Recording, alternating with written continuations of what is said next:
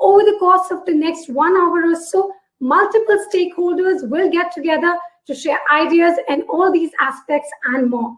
So on behalf of CNBC TV18 and ASCOM Foundation, I welcome you all to this Tech for Good e-series that aims to promote responsible business practices across the ecosystem. To kick off the event, I would like to invite Ms. Manisha Chadha, Head CSR and Philanthropic Initiatives, Asia Pacific, JP Morgan, to deliver the keynote address. Over to you, Manisha.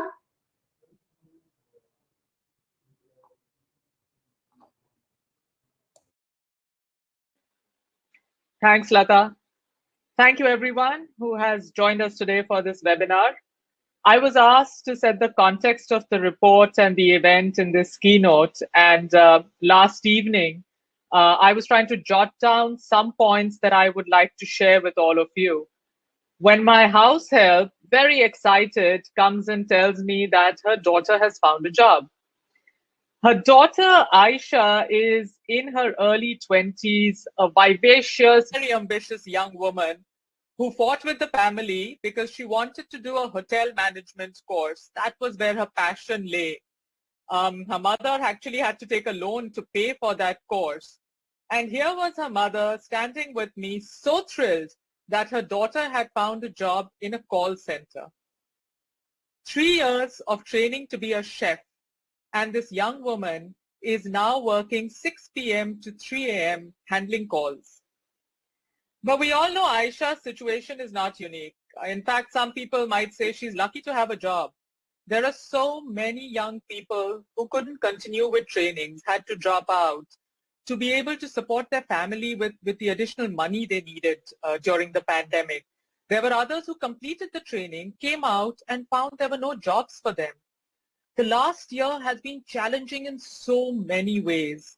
Not just India, but labor markets across the world were shaken up by the pandemic, and young people were most impacted. I remember reading a UN report last year which said that the closure of schools and other learning spaces impacted 94% of the world's students' population. That's pretty much everyone. Closer to home, there was another study which had some very stark figures. I think it was the ADB ILO one, which said 660 million young people in Asia Pacific were severely challenged because of the pandemic. And what's interesting is that they said that young people will be hit harder than adults because they bear the risks for the long-term economic and social costs that will emerge. Now, closer to home, all of us saw young people couldn't join trainings because they didn't have digital infrastructure, no smartphones, maybe no reliable internet. And within this group, women were disproportionately impacted. Typically, women tend to be in jobs that are more vulnerable to layoffs, plus with their domestic responsibilities and expectations increasing, so many of them dropped out of the workforce. I remember we were speaking to some of our grantees, and one of them shared with us a very interesting experience. They said that the parents didn't want young women joining online training courses because they were very concerned about their daughters sitting in front of a computer screen with a camera on, talking to someone online for hours. They were just so worried where that data is going. But adversity also spurs innovation, and skill training organizations and their supporters came together to make sure that the young people so severely impacted by the pandemic are not left behind. Everyone worked together to move training programs online. Students negotiated with parents to have access to smartphones. Teachers trained themselves to talk to students on a screen, and curriculum had to be modified to match the sectors that were still hiring. I was absolutely amazed and so proud that even though organizations themselves were struggling, the skill training ecosystem in India rose to the equation and innovated so they could stay true to their commitment to provide a better future to young people across the country. Some of these innovations feature in the report that will be unveiled later, and I hope you get a chance to read it.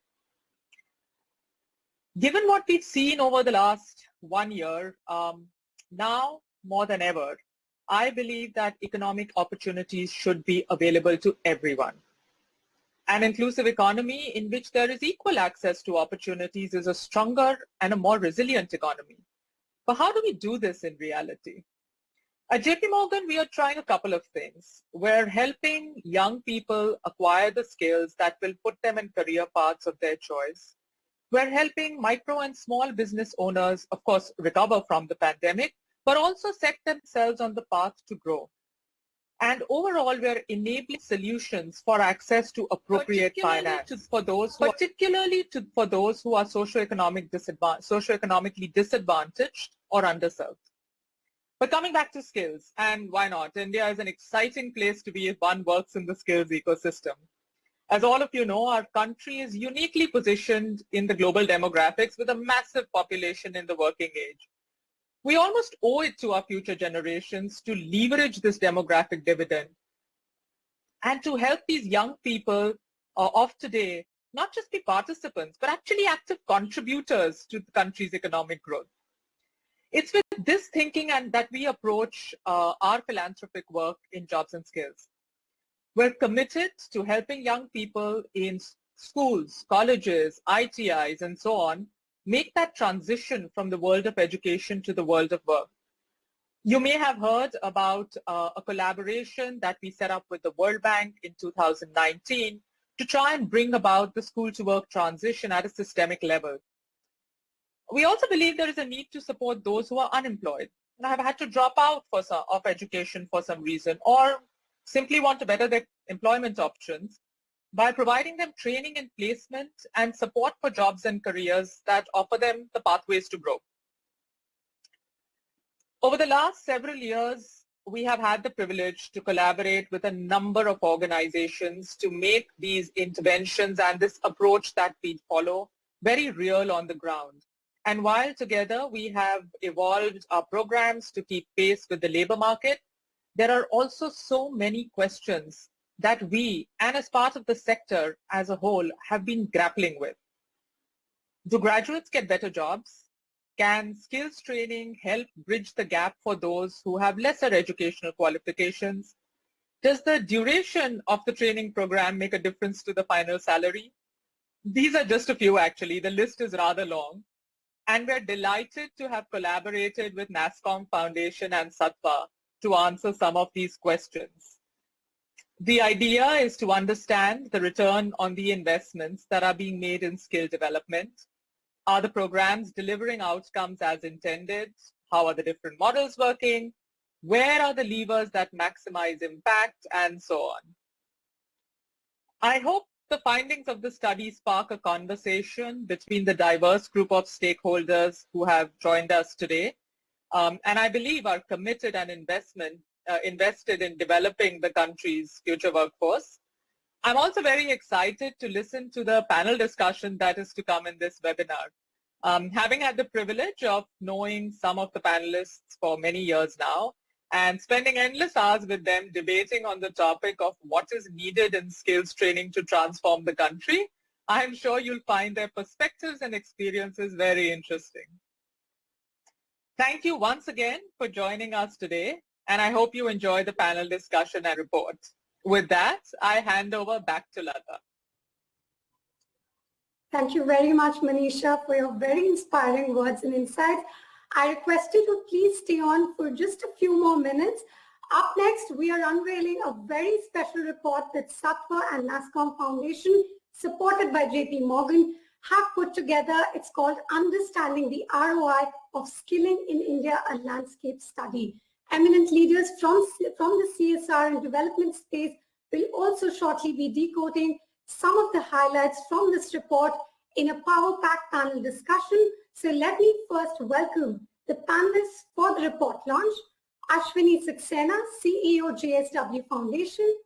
Rahil Rangwala, Director, India Programs, Michael and Susan Dell Foundation. Monisha Banerjee, Chief Executive Officer, Anudeep Foundation.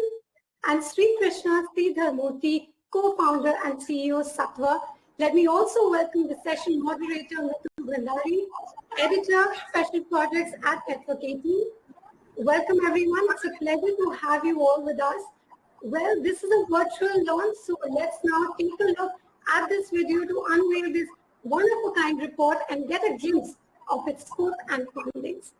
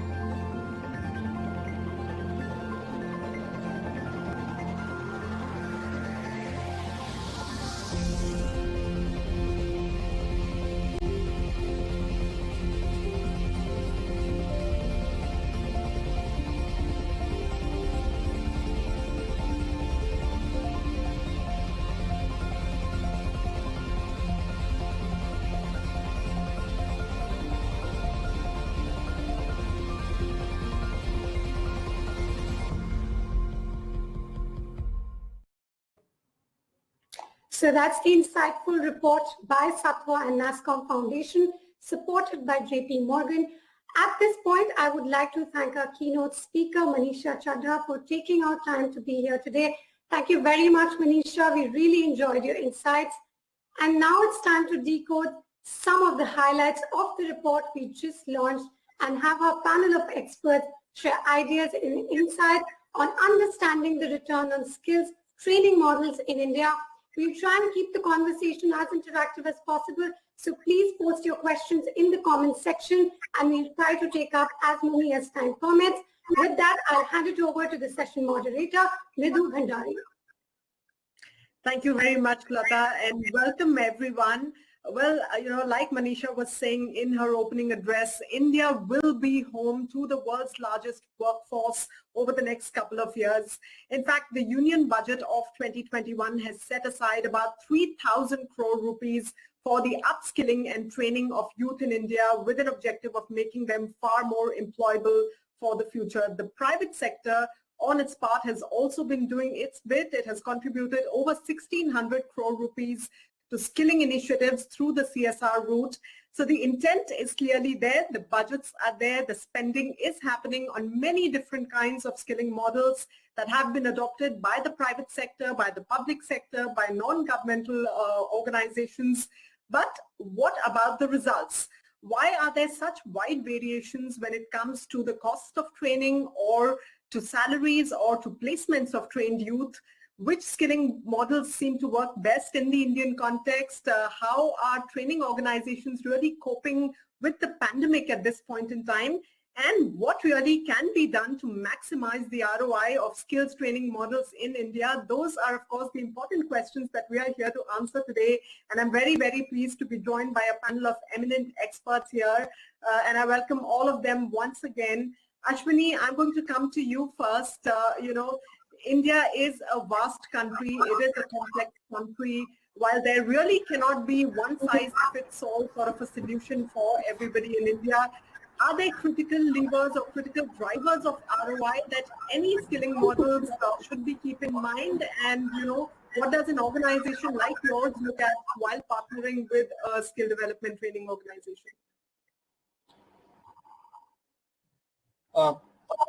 Thank you, Meenu. Thank you for bringing me here. Let me compliment National Foundation for this great study. Firstly, I think a whole range of social and economic returns need to be kept in mind. When we look at JSW Foundation, the ROI, we try to look at ROI from a qualitative lens also, because skilling should lead to a change in the overall impact on the individual, his or her income, family, community, and society at large.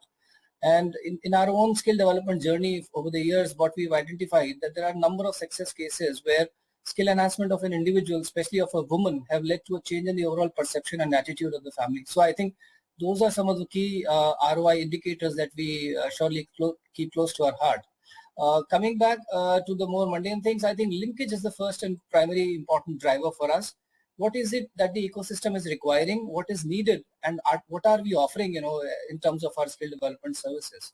The second thing, given the size of our country and the complexity of our country, I think scale is another important factor, because when I look around, we always see that, there's a high cost of training and high cost of skill development. But usually the initial capex, which contributes significantly to the ROI, it can be tapered off, if you can benefit more and more candidates out of that particular investment that you've made. Third, that I very importantly touched upon is inclusivity. Coming back again to it, we see that in India, I think the female workforce participation has been dismally low. It was about 26% somewhere in 2005, which has dipped to by almost 6% as per the last data available. So in case, if we can increase the female workforce participation in our organized workforce, I think that plays a significant role. Fourth, I think the informal nature in which job trainings have always been provided on the job, there has been a traditional mode of learning and skilling. Recognition of prior learning is again something very important for us, so as to build upon what is already existing in the space. And moving from informal to formal and recognizing these skill sets, it would be important for us to unlock the labor pool potential. There is a study which says that monthly incomes of recognition of prior learning certified workers was on an average 19% higher than those who are not having recognized prior learning of their skills. So I think these are the key important factors that we keep in mind. Thank you so much. Right. Okay. So very interesting insights there, Ashwini. Krishna, let me come to you. The skill development mission of India is an ambitious one. It is a complex one. There are many variables at play here. Now, let me talk a little bit about how the past 1 year has tested skill development models. The pandemic has been a tumultuous time for businesses as well, for citizens at large, and of course for skill development initiatives as well. So tell us, what are some of the big lessons that the past 1 year has really taught us, and has COVID-19 then adversely impacted the ROI of skills models?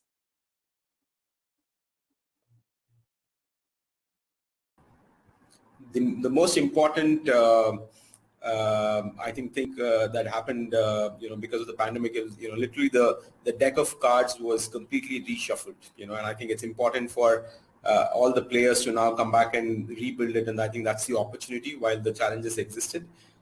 Some of the things I think that really happened was, the sectoral focuses, have shifted in a drastic way. Hospitality, retail, these were very, very big sectors, construction, where skilling organizations, were focusing. And these sectors suddenly, either paused or changed or completely, went off the radar. Newer sectors like healthcare, logistics, digital skills became very, very critical. So I think, from that perspective, there was a huge need for some of these organizations to, to rethink and adapt. I think the aspiration, and the uncertainty brought in, some of those questions in the minds of aspirants, in terms of future. We know a lot of cases where some of the people decided to go back to their hometowns. For them, working in a mall in the AC was no more as exciting as probably going back and doing something, back home. So the aspirations, I think definitely started to change, and also where some of these candidates would like to be in their life, and hence mobilization and aligning to those aspirations or rebuilding those aspirations is another important thing for these organizations to think about. The biggest shift though, and the study kind of talks about it, is how over 75% of the partners adapted very, very swiftly, and digital was a very big part of that adaptation. I think that brought in a new focus. A lot of organizations had been talking about bringing digital skills or digitizing their skill development models. I think that in many ways happened much faster because of the pandemic. So I would probably take a bet that in some sense, because of the digitization and the data that we've seen with the report, the digital skills and the digital nature of delivery actually improves the ROI. So maybe the pandemic was in some sense the right push for us as an ecosystem in the right direction to kind of rethink and put back the the house of cards in a little bit of a better order, so that the impact can be much higher, and look at more resilient sectors to focus on, and to also get our youth to kind of work in. I think this definitely has been a huge learning for the ecosystem, and I hope that a lot of the learning that's happened both in aspiration in the model of delivery and the ROI thinking that has happened stays for good here. Right, absolutely. And you very rightly said that it's been a boon in some sense this past year that has really pushed us at the deep end of adopting technology, whether at a personal level or at a professional level or at an enterprise level. But let me also bring in Rahil at this point. Rahil, how have your skill development partner organizations really managed to stay agile through the last 1 year? We are seeing, of course, a shift from physical model to a more hybrid or blended model of training. How have organizations coped with that? And is this blended model of training really here to stay for the long term in a post-COVID-19 world as well? Hi, Madhu. Yeah, I think very similar to some of the comments that were made earlier, and Krishna was talking about. Necessity is a fantastic motivator, and everybody in the ecosystem was faced with these stark choices and had to adapt. Not only was the switch to digital and online and blended model sort of driven by the training partners in the ecosystem, one of the big changes also was in terms of user behavior. Users that were not used to doing things online, engaging in blended models, they adapted also very quickly, right? So that change in user behavior was very, very quick, and no one expected that. I mean, I think a lot of our partners actually had already started this shift towards digital and moving towards blended models. And all of them in their plans and their business plans had laid out this shift over a period of time, because you can't take things overnight. You can't change people's behavior overnight, but users change their behavior overnight. Again, necessity forces innovation. So on both ends of the spectrum, that happened. One example, we have one of our portfolio companies, NGuru, which teaches English and English for employability specifically. And what we found over there, before the pandemic, they launched a live class feature, which allows students to engage with a human, a teacher, to learn English. And the engagement and traction on that model has been phenomenal. Even today, post the lockdown, we're seeing students spend 5 to 6 hours a week on the app, and that's really impressive. So just to summarize, I think both sides, both the students as well as the training providers, have had to adapt, and in our portfolio, that shift and that transition happened so much faster because of the macro factors that we had to deal with during the lockdown and the pandemic. Right. Okay, so let me also bring in a practitioner's perspective. Monisha, you're someone who implements and uses skill development models. Tell us, what are some of those levers that can be pushed to really influence and enhance ROI and skills training models? And over the course of the last 1 year, what have your biggest challenges been? Sure, thank you, Mridu. So like, Ashwin was saying, ROI is very complex, but if we just have to look at it with a short-term lens of, the salaries that students earn based on per rupee of investment, I think you either sort of increase the numerator or decrease the denominator. Now, increasing the salaries that students get is very difficult, given the kind of students who usually come into vocational programs like us. Most of them lack the employability skills, and therefore there's a lot of work that needs to be done. And as the report points out, the salaries are typically in the range between 8,000 to 20,000. So the only other way of increasing this ROI would be to decrease the cost of training. Now, certainly technology plays a key role there. And it's not just about how you train. We've always used, at Anudeep, we've actually been, running a blended model well before COVID, so maybe about 3 years back. And we did it primarily because we wanted to have students being active learners, and we wanted, that was the main reason. But I think that sort of stood us in good stead during the pandemic, because we were quickly able to shift to a purely virtual model. But a skilling ecosystem, the various touch points, for example, right from mobilization to placements, is something that we have to look at how technology can enhance or can make any of these activities possible. For example, mobilization, which was a very in-person, on the field kind of an activity where mobilizers go out and they sort of counsel, spread word about the programs and bring students in. We actually converted that into a digital model during the pandemic, and from say June 2019, where about 87% of our enrollments used to be through offline mode, that sort of moved to about 25% in June of 2020. So that certainly had an impact on the cost. Likewise, how you place, so connect with the employers, interviews online. You save on a lot of cost heads, such as travel, such as a cost of infrastructure, for example. So those are areas in which certainly, if we can reduce costs, the ROIs can be increased. The other piece I would say, which is very important, is infrastructure. All vocational training programs need hands-on practicals. None of these programs will be complete if it's just purely virtual. The infrastructure cost can be reduced if people possibly co-fund or have shared spaces. So if you have 3 organizations sort of coming together and sort of putting in a model which is blended, so you have most of the theory classes running online, but you use the infrastructure to just do the practicals, I think you can sort of really churn out larger number of students from the same training premise. Having said that, the challenges with technology continue to be the students that we work with, right? The backgrounds that they come from. So the usual challenges that I think a lot of us face, which is lack of infrastructure at home, intrusion into family life, all of that. But our students also did not have access to an exclusive device. So it was a shared device. They had to negotiate with their parents, uncles and neighbors to actually get the phone or get a tab during a training class, more so with girls.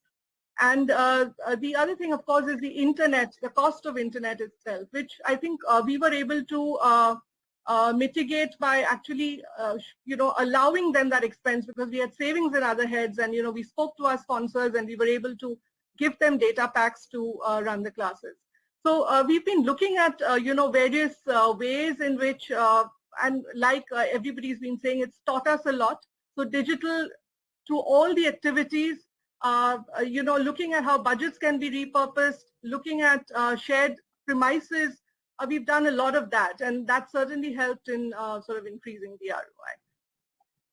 Right. Okay. Well, those are some points that you made on the cost front as far as maximizing ROI is concerned.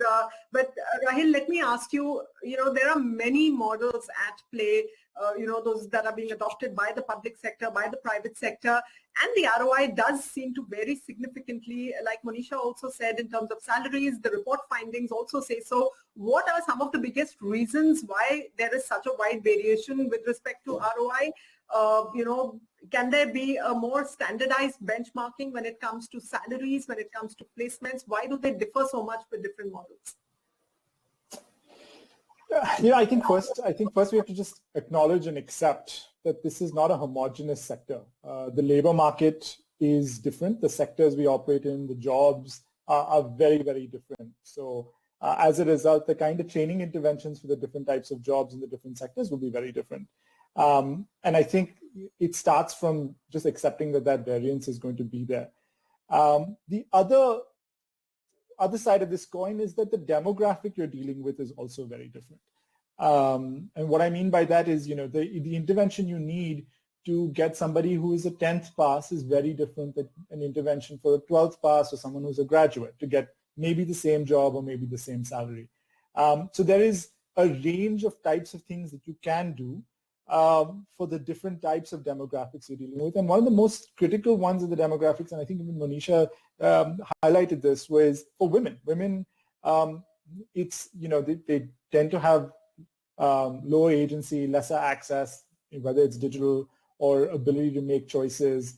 And that then makes it even harder you have to invest a lot more for the nudges and the changes that need to come in and the kind of handholding and support you have to give to get them into the workforce. I mean, India, we know today has historical lows in its women's labor force participation rate, which is around 23%. So that is, those are some of the challenges that the skilling ecosystem has to then deal with as a result, which leads to the variance. The other challenge, I would say, is the geography. Training somebody in a village tier 1 city versus a tier 3 city is very different, because if you have to do migrant support, that adds an additional overhead cost. And then the last, I would say, one of the last factors is the scale of operation. What we've found is that when an organization is young, they start off slow, they don't have large numbers. So as a result, on a per head basis, their CapEx is high. On a per head basis, you'll probably see a lower ROI. But over time, as the organization scales, that's the whole goal.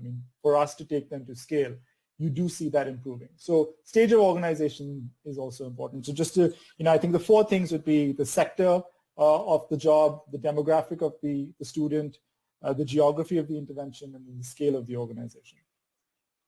And the gender does play a role as well. Yeah, and that's part of the demographic. Yeah, exactly. Yes. Right. Okay. Let me also bring in Ashwini. Ashwini, what do you think is wrong with the models that have the lowest ROI? What are they doing wrong? Also, are there structural problems here that the current skill development models are really failing to address? How should they rebuild their strategies in that case?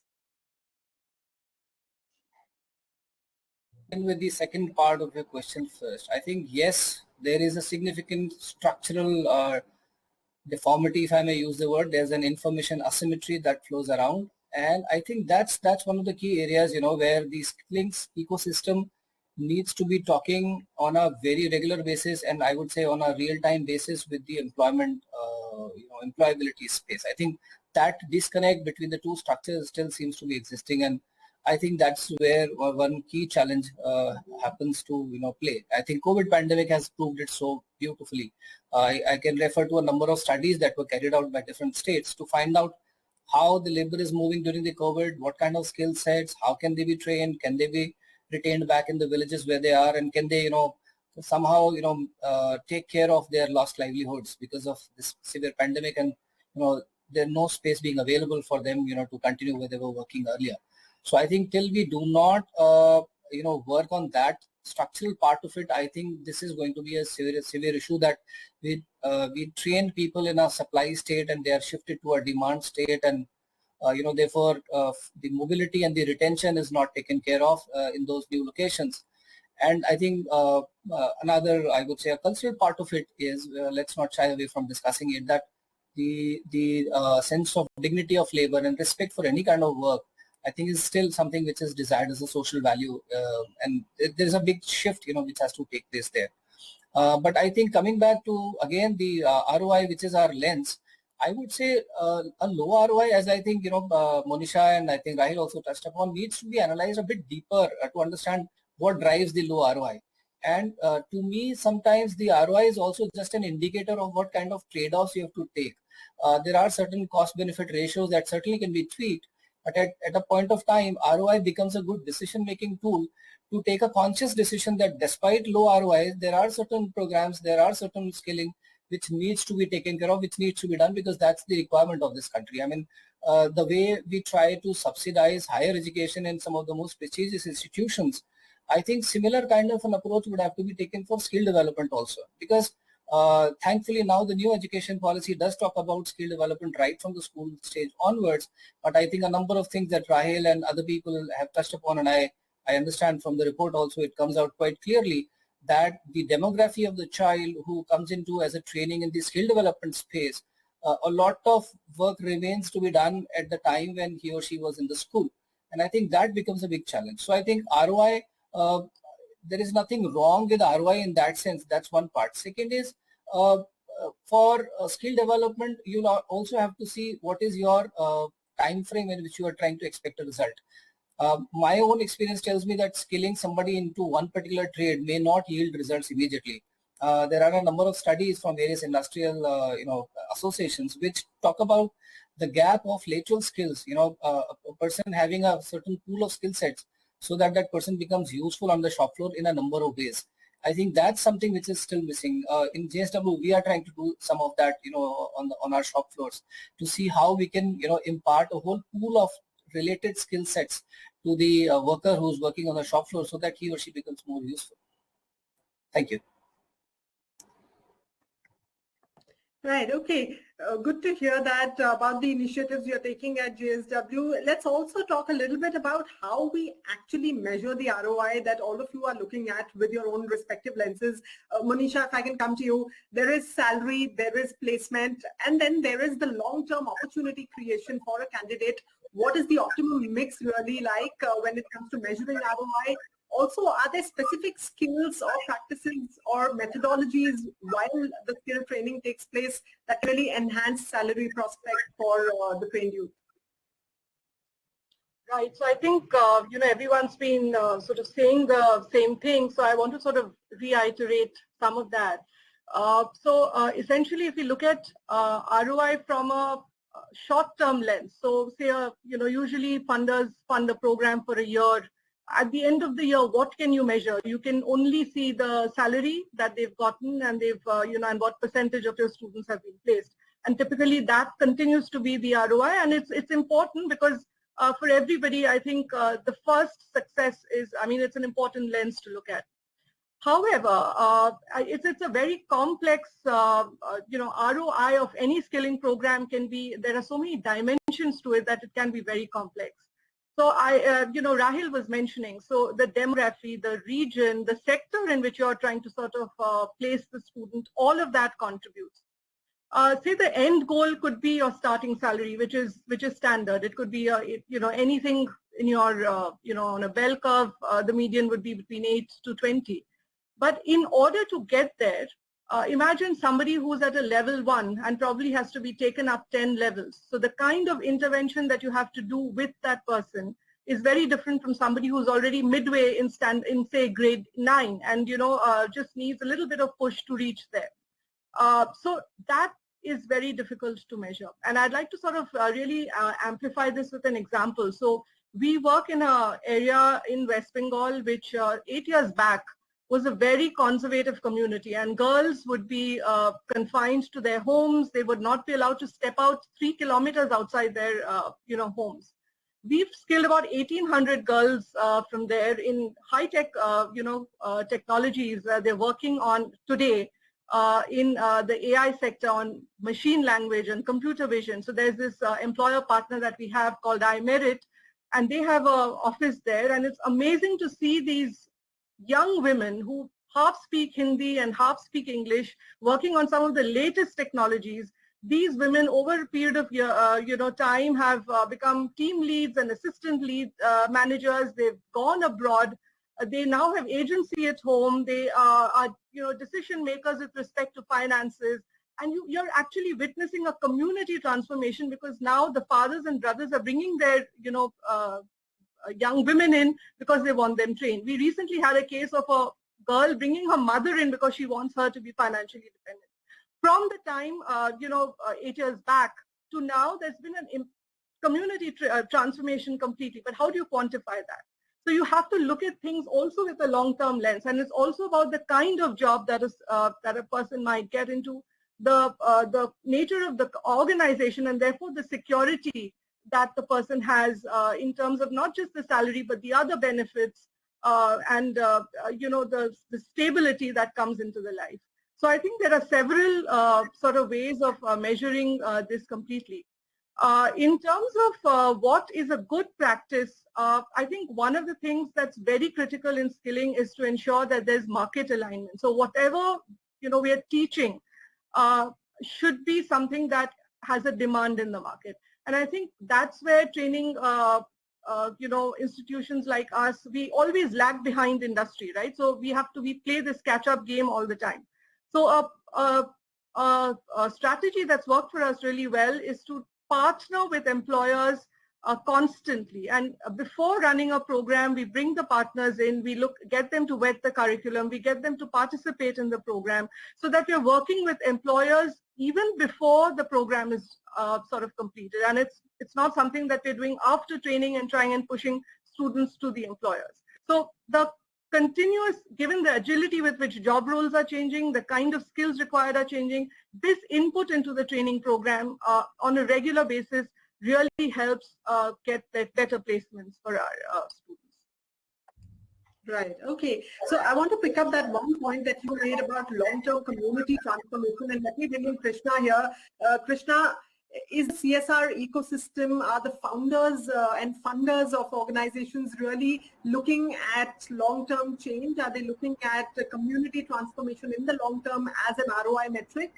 Are there enough funders today even building ROI as a strong metric to really measure the effectiveness of the skilling programs that they're investing in, or are these investments merely a way to meet the mandatory CSR requirements that come to them from time to time? What has your recent experience with organizations been like?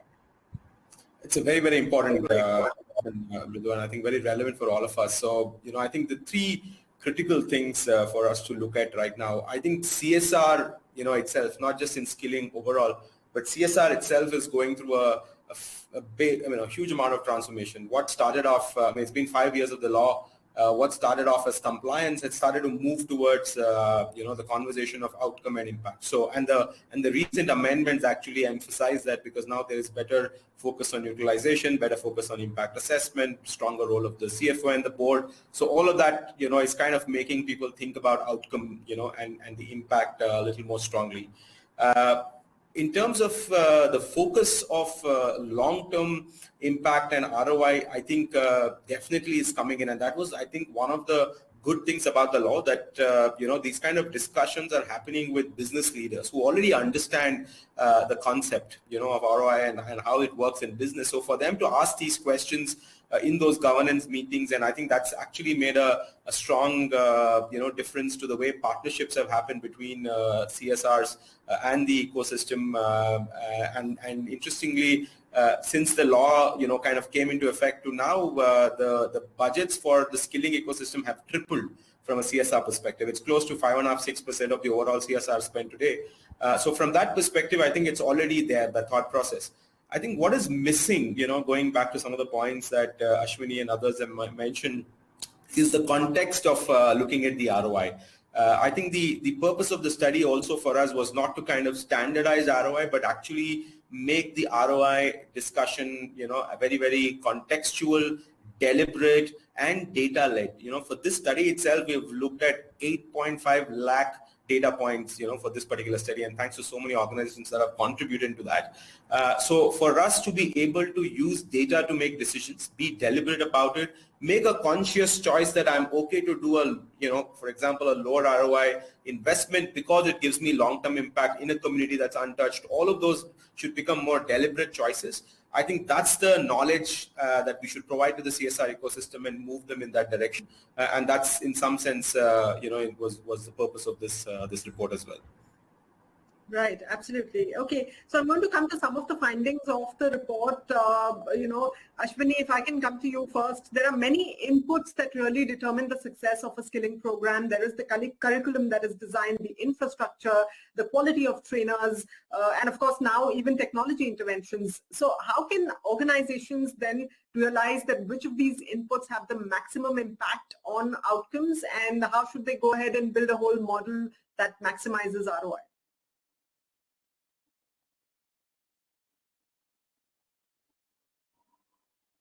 I request you to unmute yourself, Ashwini. I'm sorry. I think the number of inputs, again, as I would again go back to what Rahil said, I mean, the context is very important to decide which kind of inputs are most important for the whole skill development portfolio that you're talking of. Where we are talking about women, I think a whole lot of focus has to be around the softer skills, which plays a significant role. When we are talking about a program where there's a lot of motor skills need to be put upon, and there is a whole lot of involvement with the man-machine discussion is important. I think a blended model or maybe a pure offline model would work. So there would be a number of inputs which are going to be very contextual when you're trying to determine the success of the skilling program. I may not be able to give you a full answer to all of those various, but I think the key important factors to be kept in mind would be the quality of the trainers, the type of engagement that you have, and I think a big factor that influences the final success of a skill program is about the engagement that continues even post-training. I think one major lens that needs to be brought in is not just about offering jobs to people as a kind of a tick-off, but also to make sure that those jobs are relevant for them. I mean, the beauty of human capital is that it is the most mobile capital, but then again, mobility of people would always be dependent upon a certain threshold beyond which only people would be able to move. So at a large number of inputs, which largely are, we are talking about only the inputs related to the skill development part of it. I think a whole range of things and systems around the training component before and after the training programs, I think that's something which is, kind of being missed out, and which is where a lot of emphasis has to be brought in. I think Rahil may kind of touch upon it, or maybe I will, disclose that. The whole focus now that some of us are trying to bring towards is how we can create a whole new rules of the game of doing skill development, so that there is a larger focus on retention and people's placement and a follow through, so that the actual ROI can be, tapped. Right. Okay, very, very interesting inputs there. And of course, like you said, the context really matters. Which of these inputs impact the outcomes the most would depend on a number of different factors in each case. Manisha, let me come to you. Does the high cost of training per candidate always result in a higher salary for the candidate? You were earlier talking about reducing costs to maximize ROI, but a lot of training organizations seem to believe, or a lot of funders, if you spend more per candidate, you are likely to have a higher return on investment. Is that true, or is that a myth? Well, there are two ways of looking at it. So one is the sector. So I think sometimes the cost of a training program is also determined by the the CapEx expenses. So if you are training on a manufacturing skill, you need a very elaborate setup. Even in IT skills, you'll need different, inputs for, say, a coding program versus a basic literacy program versus something in hardware networking. So the depth of the programs oftentimes does not really translate into a very differentiated salary. We've mentioned this, so salaries sort of stay in the same level for the initial, joining. However, there is always opportunity for growth later on, and that can be so that certainly determines the change in the ROI. But then you have to look at it from a long-term lens. You have to look at it from a 3-year, 4-year lens to see if there's growth, if there's sustainability, retention, all of the things that the others are mentioning. Again, it's the group that you're working. So some high-need groups, for example, we work with victims, girls who've been trafficked. These girls come from, with very low educational background. Some of them say standard 8, standard 9. but some of them are today working on cutting edge technology. Now that has taken us a 2-year intervention. That cost is certainly going to be a lot higher, and the salary that they draw is going to be the same as perhaps somebody who's a graduate, and we give them a 15-day training, will, you know, and that's a salary that a graduate may draw with just a 15-day retention. So just looking at, yes, so longer training programs certainly don't always result in higher salary, but the question again is just the higher salary the metric alone that we want to look at?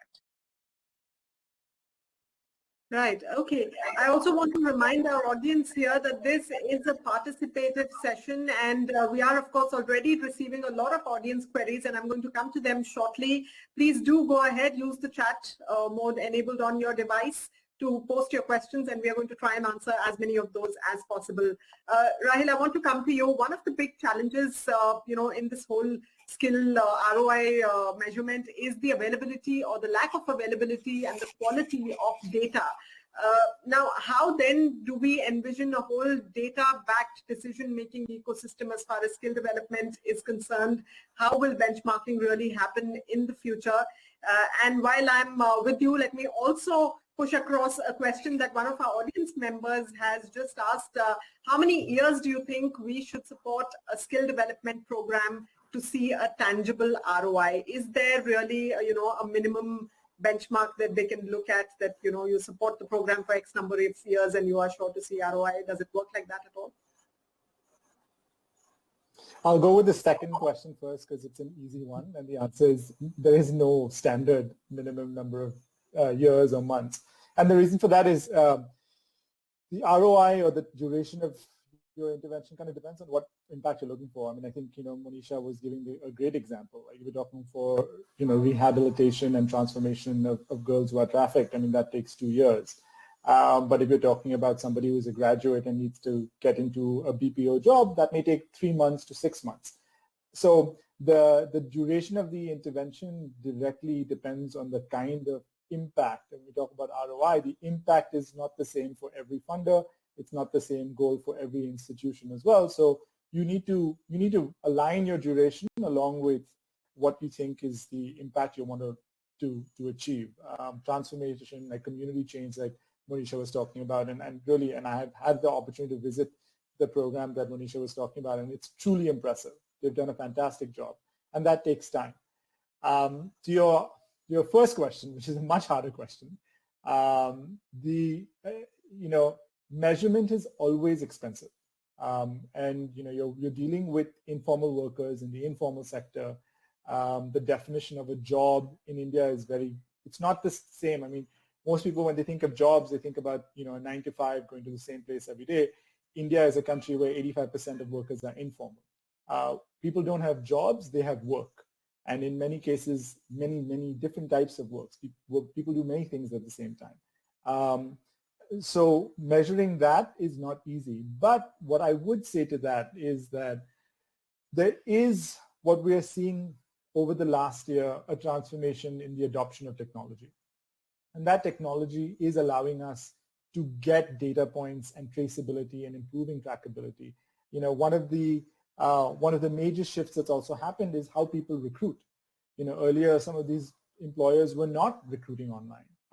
The shift in the pandemic and lockdown, you know, just as we talked about how teachers are training online, students are learning online, employers are now recruiting online. There are blue and gray collar work, job marketplaces that are now mushrooming. So you are going to be able to get more traceability and trackability through those data points, and, you know, placement data is going to get easier to get.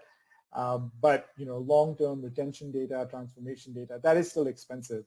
But we are seeing steady progress, and hopefully, as Ashwini was talking about, we'll also see more data around retention, which can help set some benchmarks for the ecosystem. All right. Okay. So that brings me to our next audience question today. And this one is, does providing industry recognized certifications help with building the case for better ROI? Sorry, I'll take that again. Does providing industry recognized certifications help with building the case for better return on investment? Monisha, would you like to take that? So there's certainly times when that helps, because it's as long as the certification is recognized by the employer, it certainly helps. But there are a lot of times when it's really about what you can do.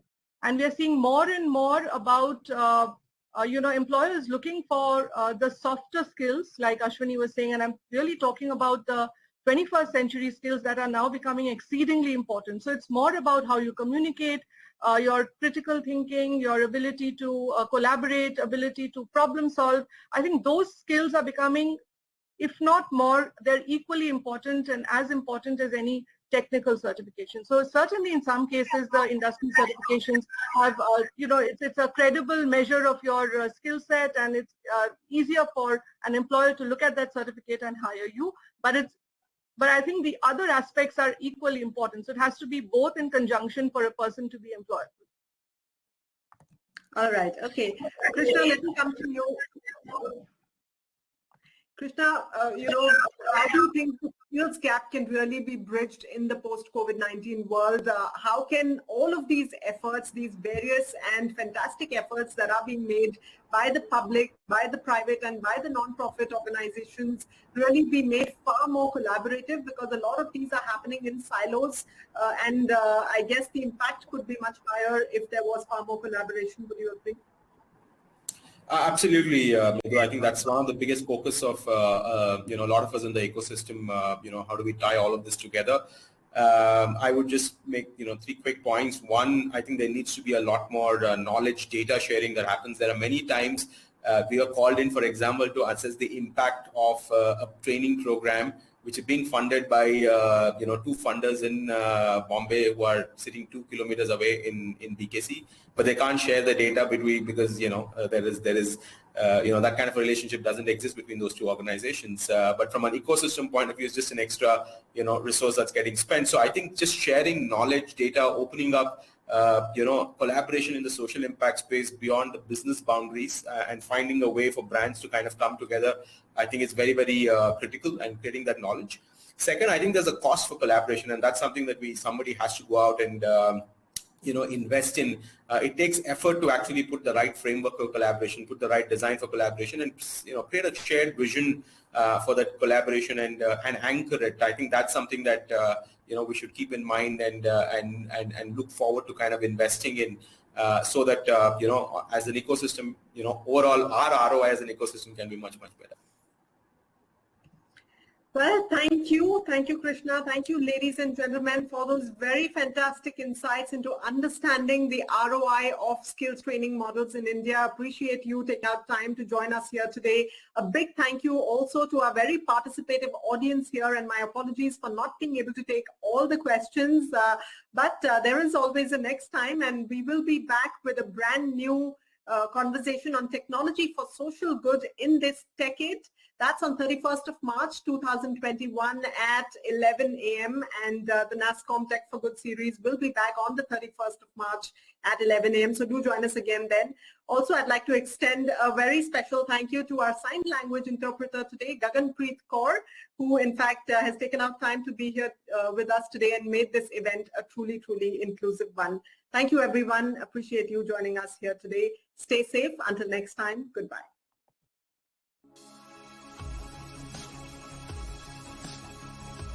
NASSCOM Foundation, Tech for Good, supported by JP Morgan.